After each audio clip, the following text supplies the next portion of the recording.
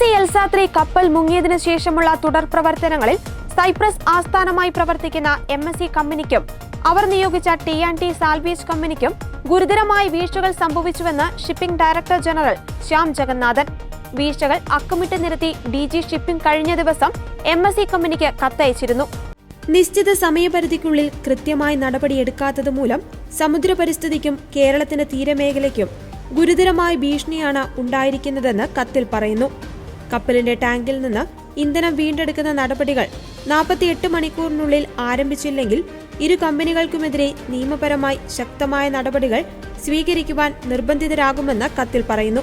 കപ്പൽ മുങ്ങി 18 ദിവസത്തിനു ശേഷം പോലീസ് കേസെടുക്കാത്തതിന് പിന്നാലെയാണ് DG ഷിപ്പിംഗ് കമ്പനിക്കെതിരെ ആരോപണങ്ങൾ നിരത്തിയിരിക്കുന്നത്.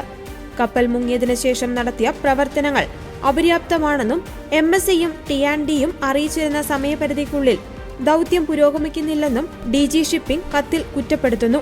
ഏകോപന യോഗങ്ങൾ നടത്തുകയും നിരന്തരം നിർദ്ദേശങ്ങൾ നൽകുകയും ചെയ്തിട്ടും T&D സാൽവേജ് കമ്പനിയിൽ നിന്ന് തണുപ്പൻ പ്രതികരണമാണ് ഉണ്ടാകുന്നത്. തുടർ പ്രവർത്തനങ്ങൾ വൈകുന്നത് മൂലവും മുങ്ങിയ കപ്പലിന്റെ സാന്നിധ്യം മൂലവും കേരളത്തിന്റെ തീരമേഖലയിൽ മത്സ്യബന്ധനത്തിലൂടെ ജീവനോപാധി കണ്ടെത്തുന്ന ആയിരക്കണക്കിന് മത്സ്യത്തൊഴിലാളികൾക്ക് വ്യാപകമായ തോതിൽ തൊഴിൽ നഷ്ടവും വരുമാന നഷ്ടവും ഉണ്ടായിട്ടുണ്ടെന്ന് DG ഷിപ്പിംഗ് ചൂണ്ടിക്കാട്ടുന്നു. കപ്പലിൽ നിന്നുള്ള കണ്ടെയ്നറുകൾ ഉൾപ്പെടെയുള്ള അവശിഷ്ടങ്ങൾ ഒഴുകി നടക്കുന്നതും എണ്ണപ്പാടയും മലിനീകരണ പ്രശ്നവും തീരമേഖലയ്ക്ക് വലിയ വെല്ലുവിളിയാണ് സൃഷ്ടിച്ചിരിക്കുന്നത്. അപകടമുണ്ടായി ആദ്യ ദിവസം തന്നെ ഡൈവിംഗിനും എണ്ണപ്പാട നീക്കുന്നതിനും ഇന്ധനം വീണ്ടെടുക്കുന്നതിനും എല്ലാവിധ ഉപകരണങ്ങളും സന്നാഹങ്ങളും സജ്ജമാക്കണമെന്ന് T&D സാൽവേജ് കമ്പനിക്ക് കൃത്യമായ നിർദ്ദേശം നൽകിയിരുന്നു. എന്നാൽ മെയ് 30-ന് ശേഷമാണ് ഡൈവിംഗ് സപ്പോർട്ടും വെസലും മറ്റു മുങ്ങൽ ഉപകരണങ്ങളും കമ്പനി എത്തിച്ചത്. ആദ്യഘട്ടത്തിലുണ്ടായ ഈ കാലതാമസം ദൗത്യത്തിന്റെ സമയബന്ധിതമായ നിർവഹണത്തിന് തിരിച്ചടിയായി.